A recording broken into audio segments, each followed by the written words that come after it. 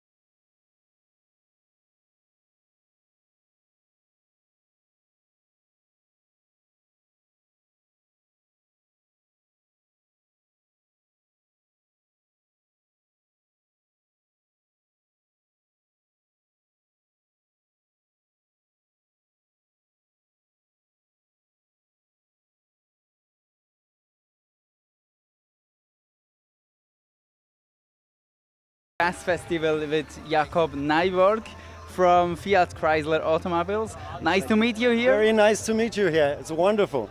Are you happy with your first Montreux Jazz Festival?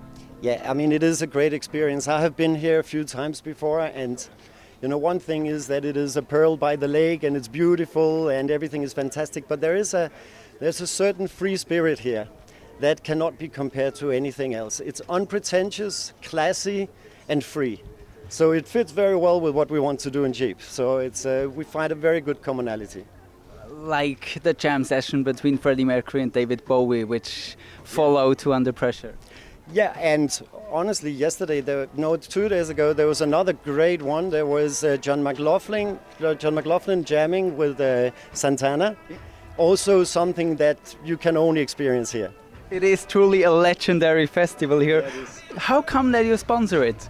Well, we sponsor it because for Jeep, I mean, we are now not just one car anymore. We are a full lineup. We're the most awarded SUVs, and we want to show that to the world. And it is truly a different kind of partnership we're doing in Montreux, but still we share a lot of the same values. I mean, this search for originality, to choose your own path, the freedom to improvise, this is something that works here, but it also works for our brand. I mean, if you have a Jeep, you can literally go places no other car can take you. And here you can hear music that you cannot hear anywhere else. So the match is good from the exploration side. And then there's also something else. I mean, I know that Claude Nobs dedicated his life to make the best quality festival ever. He was always ahead when it came to choosing the right equipment, and he was always like 10 years ahead. And this dedication to a belief in quality is also something we have done since actually 1941 with these cars. So we have literally worked on this certain ability and improved it over the years, and now this is what you see, this is what Jeep has turned into. This dedication is something I think we share as well. And it makes also the partnership really interesting. And it also fits to your new house band, the very sympathetic X Ambassadors, which you brought with you. See, yes, exactly. I mean, X Ambassadors, this car, the particular one we're looking at now, is a new and more young Jeep, but still with all the abilities that you would expect from a Jeep. We needed something new, and we met the X Ambassadors. They had made a song called Renegade, which is the name of this car. And if you read the lyrics, I mean, I was literally in shock because it is so much Jeep spirit. So we hooked up with the guys, brought them here. They're lovely, unpretentious quality. I hope you're going to like them. Perfect match. So let's play, huh? Let's play.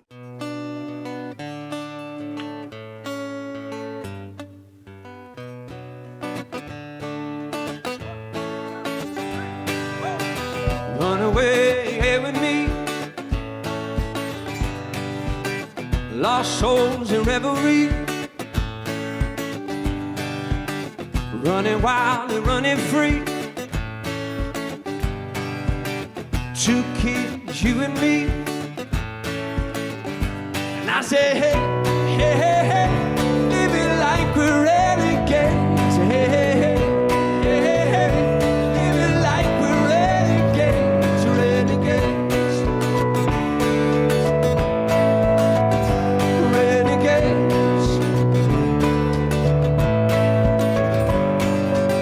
Long live the pioneers, rebels and mutineers. Go forth and have no fear. Come close and lend an ear. And I say, hey, hey, hey, hey, live it like we're renegades. Hey, hey, hey, hey, hey, hey, live it like we're renegades, renegades, renegades.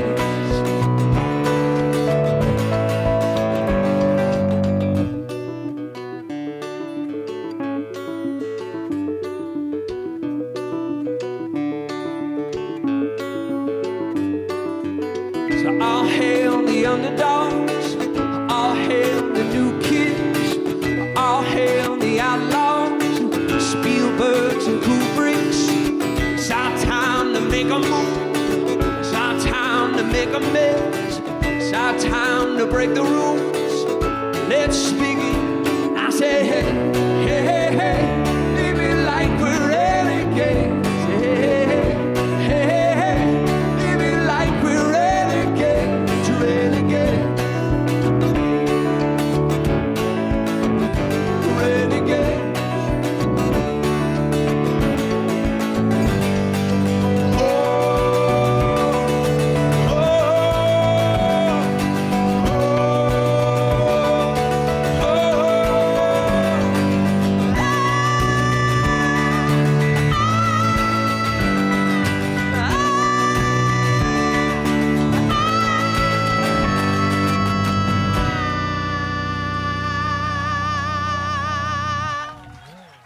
I'm here with Sam, Adam, Casey and Noah from the X Ambassadors from Ithaca, New York. Yeah. Welcome to Switzerland, to Montreux. Oh, thank you, man. Thank you. Do you like it? Oh my! I was like, as you started talking, I just was like looking out there. It's so gorgeous here. It's incredible. I've seen a picture on Instagram, on your Instagram account. Oh yeah. That was me, like just jaw dropped, staring at the incredible lake here.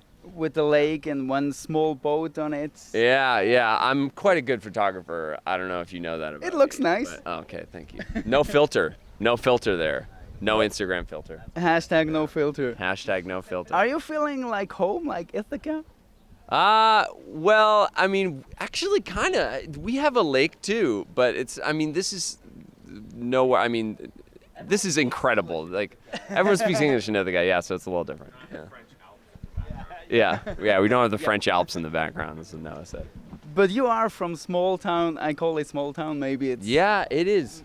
At least bigger than Montreux. It is, and we were saying earlier that, what's interesting about this festival is that the whole town kind of gravitates, or it just is the festival, Right. It's so small that like everyone who lives here is involved somehow or comes down to it somehow, which is how it was for us growing up with the Ithaca Festival every year, which is our local fest. Not nearly like Prince, Prince or Ray Charles, isn't coming to play. Well, Ray Charles isn't coming to play anywhere right now because he's dead. But it's nice too. But it was small. Then everyone went there, and that was like the. You are from the small town Ithaca, and you promised to go big, and now you're here. It's a typical U.S. story. You've made it. Oh, well, don't say that yet, we're knock on wood. We're still just going, like that's always kind of been our ethos, is kind of keep our eyes on the prize and heads down. But can I have a short story of the beginning when you played the festival at Ithaca? Well, that was, so we started out, Casey and I are brothers, and we grew up playing music together with our, with each other, and our mom is a singer, so sometimes I'd sing with her, and Casey would sing with her and play a little piano. And I met Noah when I was 5, in kindergarten, first year of school, and we started our first band in 7th grade together, and Casey joined us in high school, and it was the 3 of us and a couple other kids from our hometown. You didn't wanted him first, huh? Yeah. At first I didn't want Casey in the band because he's my older brother, and I wanted to have my own thing, and I was very independent, and but he's an incredible musician. So that's the only nice thing you'll hear me say about you all day. And then the 3 of us moved to New York, where we met Adam the first week of college. And then we've just been playing, the 4 of us together ever since. And now your songs are on TV shows, in computer games, Need for Speed, and on the Jeep commercial. How come? I mean, that's a very good question. For us, it's just we continue to work hard and write the best songs that we possibly can. We have a great team of people working for us. The fact that our single has been a part of this Jeep campaign has been incredible. We've been very lucky and to be associated with a company that is really into us being who we are and being unique and embracing that. And we've just gotten really lucky. That matches, and the names matches too. Renegades and Jeep Renegades. Yeah, that was a kind of a lucky coincidence. We wrote the song, and then we found out that it was going to be a part of this campaign, and then us actually being in the commercial was a little bit of a surprise too. But again, it was really, really great, because at the end of the day, the commercial itself, didn't even feel like it was really about a car. It felt like it was about us and told our story. So it was very cool. And another turning point was when Imagine Dragons heard a song of yours, an acoustic version of Unconsolable, at the radio station. Or? Hey, you got that right. Most people don't get that story right. Yeah. Well, good job. Well prepared. Yeah. Obviously, you're a professional. I try to. Good. Us too. Us too. We fake it very well. Me too. Yeah. So we we had a song that was kind of popular down south in this one town in Norfolk, Virginia, and Dragons were down there playing a show. They heard an acoustic version of Unconsolable, and then they showed it to Alex the Kid, who's our producer and the head of our label, and Alex signed us. And it all happened very, very quickly, and it was coming at a time where we were there was this initial interest from a few labels for us, and then everyone it was all over this one song that was acoustic and very, like, it was a ballad and very stripped down and not really how we sound at all. So when we told people that, they were like, okay, well, but so we didn't really have much going on, and then all of a sudden we got this deal with Interscope and with Alex, and we're on tour of the Imagine Dragons. It all happened very quickly, but there was a lot leading up to it. Bonjour, Montreux. How are you? You doing good?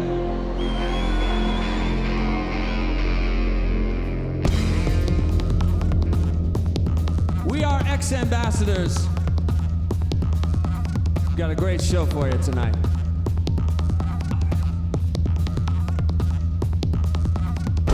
Young hearts, broken in, stolen parts, second hand. When you came around, I was dried up, I was broken down. I can't find it,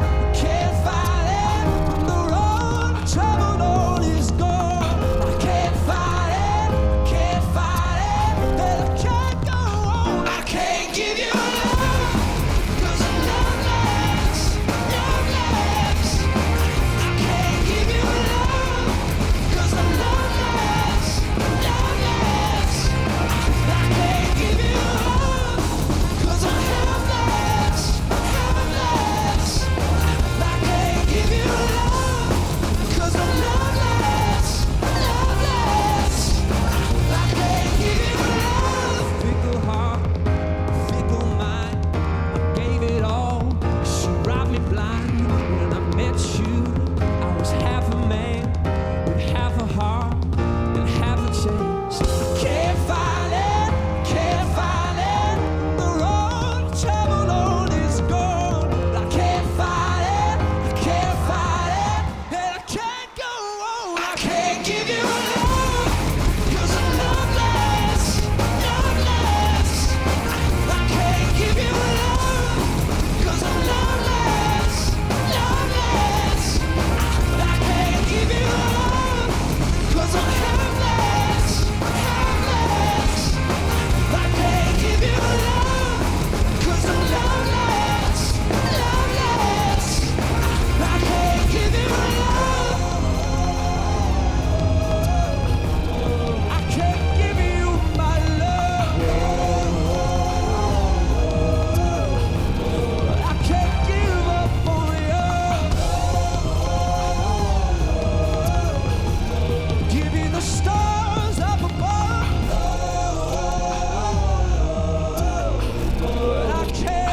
I can't give you love, 'cause I'm loveless. I can't give you love, 'cause I'm loveless. I can't give you love, 'cause I'm helpless.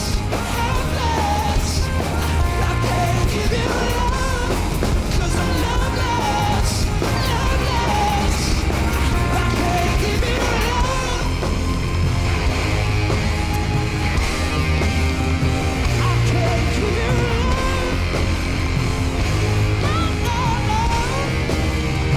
I can't give you love.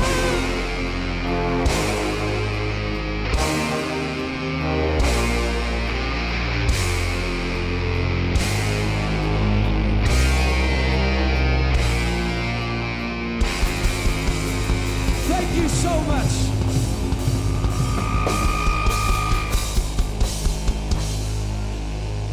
May I can put a question on Casey?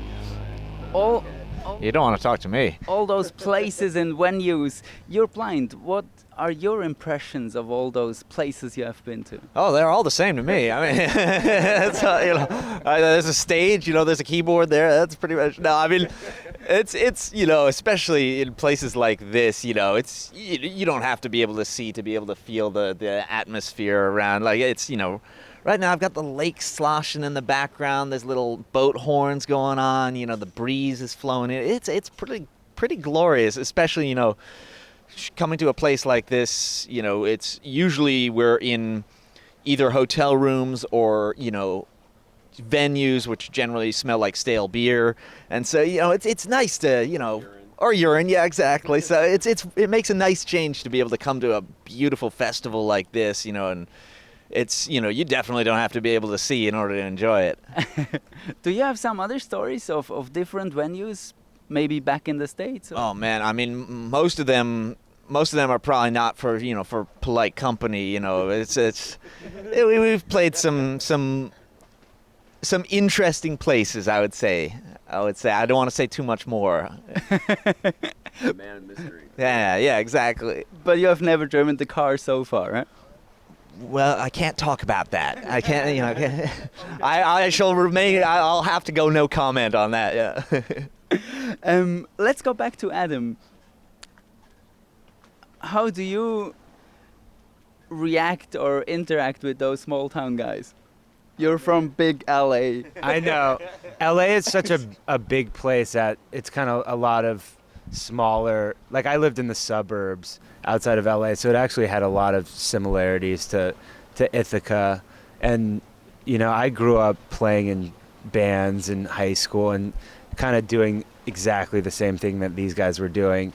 So when we met in college, we were all sort of on the same path and on the same page as what we wanted to do.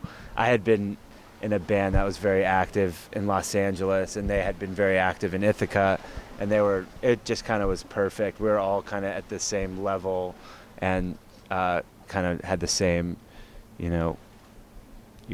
all knew what we wanted to do and wanted to do it together, so it was awesome.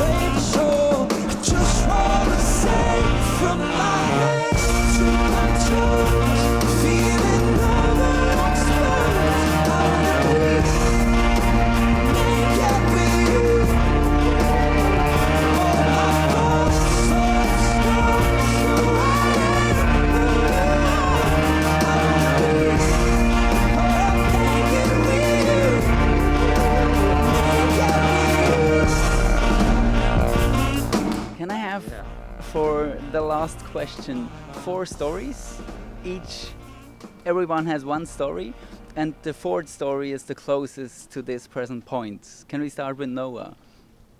Maybe from back then Ithaca to now, or you can start whenever you want. Whenever you want, Noah.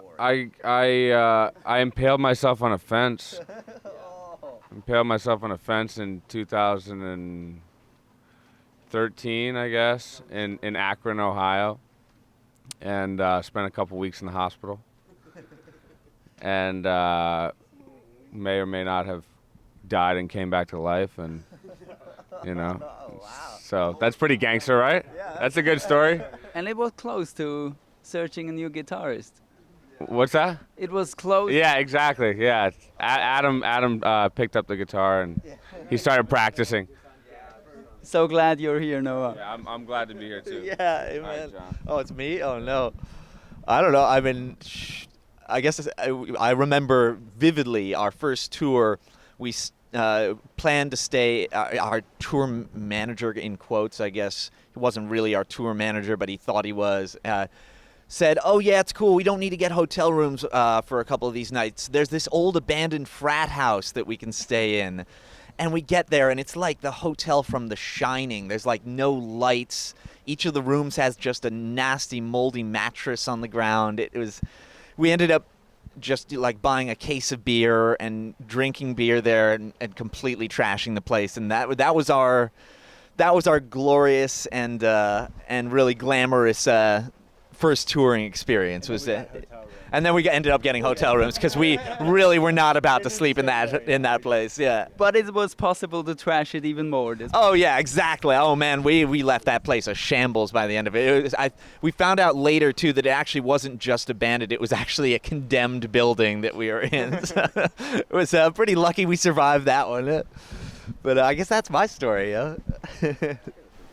I have a good one. So on I guess that being our first tour, on our second tour, we started up in Toronto, Canada, and we had our friend tour managing for us, who's like in charge of booking the hotels and kind of making sure you get everywhere you need to go, and he had no idea what he was doing.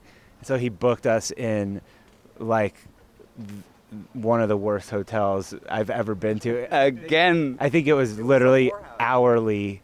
You paid hourly for the rooms there.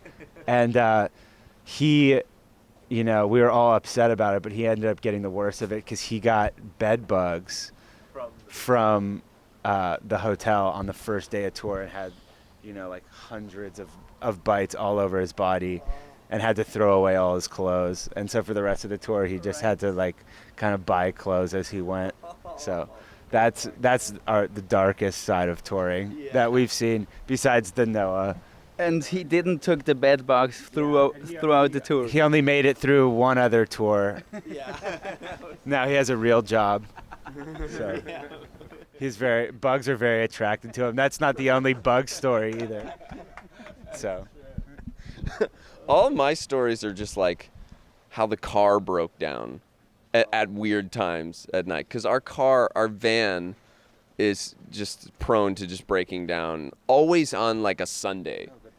When we can't. Oh my God, yeah, the best one. Okay, so I was driving the van home for the holidays. Actually, this is really band related, but I was driving on Route 17 or 81 in New York State. It's like a very remote kind of country road, and I'm by myself. I'm going home for the holidays. Just got off tour. I'm like stoked, and it's late at night, or I'm coming back down to New York from the holidays, I think, and out of nowhere, I'm going like 70 miles per hour. I don't know how many kilometers per hour. I'm going fast, and thank you. Yeah, 100 kilometers an hour. And out of nowhere, this like shape, just this black shape just jumps out in front of the car, and I hit it.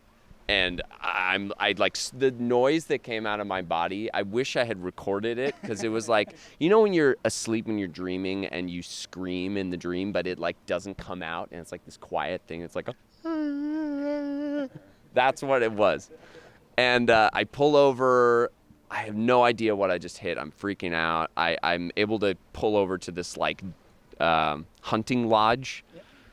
And I wait for a while, and the tow guy comes, and he like checks my tire, and he like picks out like a little bit of this black fur that's in the tire, and he sniffs it. He's like, "Yep, that's a bear. That's a black bear. You hit a bear, probably a bear cub. Yep, most definitely a bear cub. I shot a bear cub last week, so I know they're out there right now. So that's a bear cub. And I killed a poor innocent baby bear that was like about the size of the car." Yeah, it was crazy. It was crazy. But yeah, thank God I was driving that van, or else they would have to be looking for me. The van was gone, and so I'm happy you now have a partner in Jeep. Huh? That's right. Yeah. Guys, thank you so much for the interview. Enjoy your time here in Montreux. Oh, thank you. We never get applause after.